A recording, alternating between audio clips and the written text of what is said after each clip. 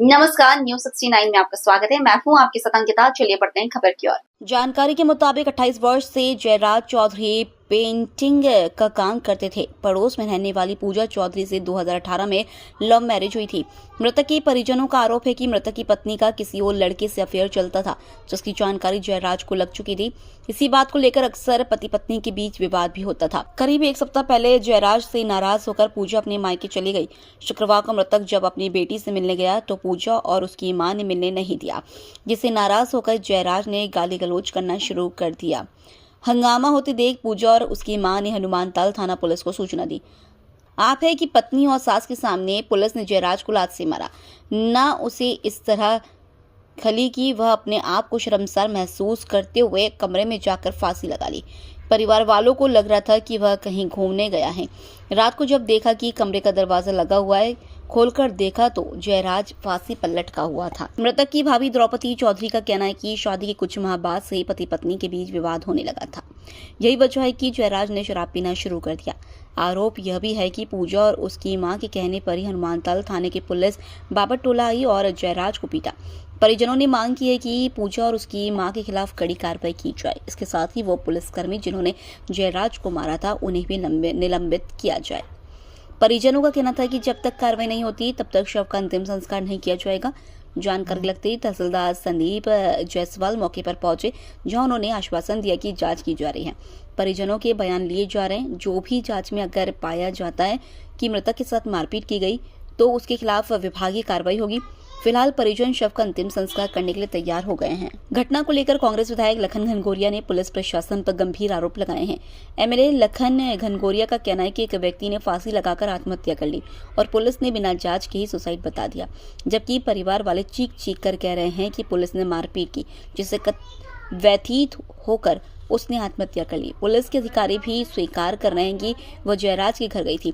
तो सवाल ये उठ रहा है कि क्या आरती उतारने गई थी, क्या उसके यहाँ चालीसा पढ़ने गई थी। कांग्रेस विधायक का कहना है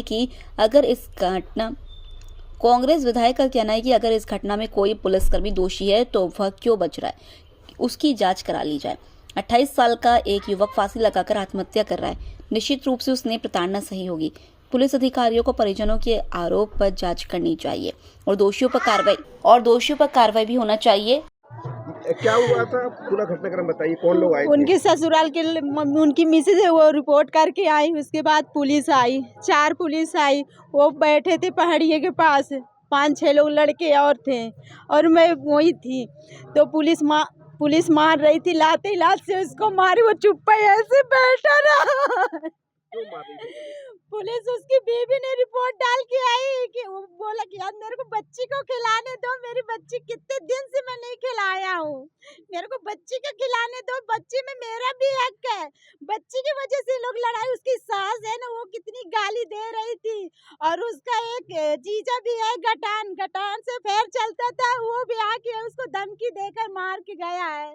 विवाद भी होता था पति पत्नी का? हाँ होता था ऐसे, उसी के पीछे की उसका मतलब चक्कर फेर चलता है उसके कारण। और वो उसकी बीवी का, जयराज की बीवी का, उसको भर जाता था कि उसके घर नहीं जाओ। वो भी घूमता था, छत से कहीं देखती थी, कहीं घर से। हम लोग विश्वास नहीं करते थे कि चलो ऐसा नहीं है, लेकिन कभी भी हम अपने देवरानी को नहीं बोले। जो भी बोले तो देवर को, सब पूरे घर के बोलते थे।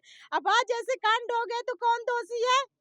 पूजा है, जयराज नहीं। वो तो चला गया, उसकी तो गलती कुछ नहीं है। गलती तू करती थी, लेकिन तेरे को सजा क्यों नहीं मिली है? अभी है यहाँ पर, आई नहीं है? हाँ, यहाँ कल से नहीं आई, अभी आई थी तो हम लोग भगा। जब कल नहीं आई अपने पति को देखने, जो चीज पति होता है वो कोई भी संसार में दुनिया में नहीं होता है। उसी ने पुलिस को बुलवाई थी? उसी ने, उसकी सास ने। और पूरे घर भरे के 10 लोग गए थे उसको गाली गलौज करे। वो सदमे के मारे हम लोग को नहीं पता चला। सदमे के मारे वो फांसी लगा लिया। हम लोग सोच रहे हैं घूम रहा है वो। मेरा रीता चौधरी नाम, मैं उनकी भाभी हूँ। उनकी सास का नाम मालूम है?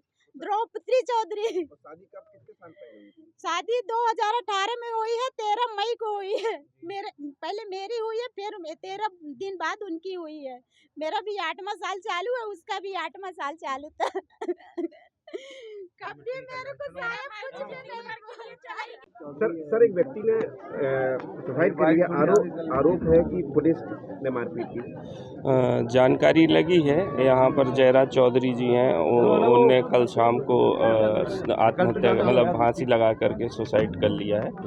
उसके संबंध में उनके परिवार वाले और यहाँ के क्षेत्र निवासी शिकायत कर रहे हैं कि पुलिस द्वारा कोई कार्रवाई की है, उसके बाद ऐसा किया गया है। और शराब की दुकान के संबंध में भी जानकारी दी गई, इसलिए अब उसकी इनको उसी के संबंध में जांच करा करके जो भी दोषी होगा उस पर कार्रवाई।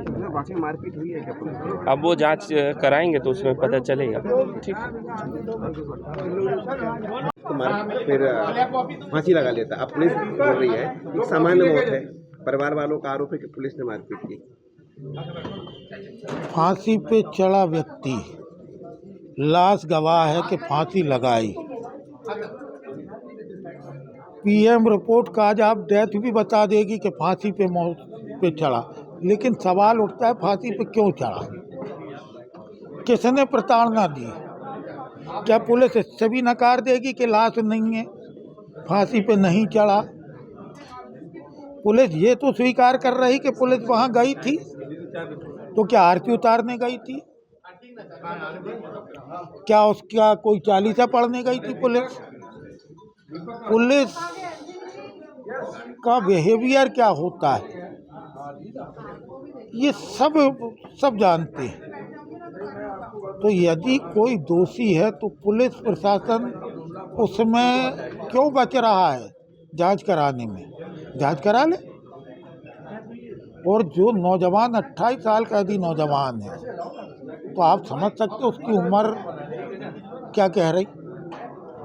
इतनी उम्र का नौजवान यदि वो दलित है और फांसी लगा रहा और अपने बच्चों की तक चिंता नहीं जिसको, इसका मतलब यह है कि उसने प्रताड़ना बहुत महसूस की हो। परिवार वालों का आरोप है कि पुलिस ने मारपीट की जिससे क्षुब्ध होकर ये जांच होना चाहिए और जो भी दोषी हो उस पर कार्रवाई होना चाहिए।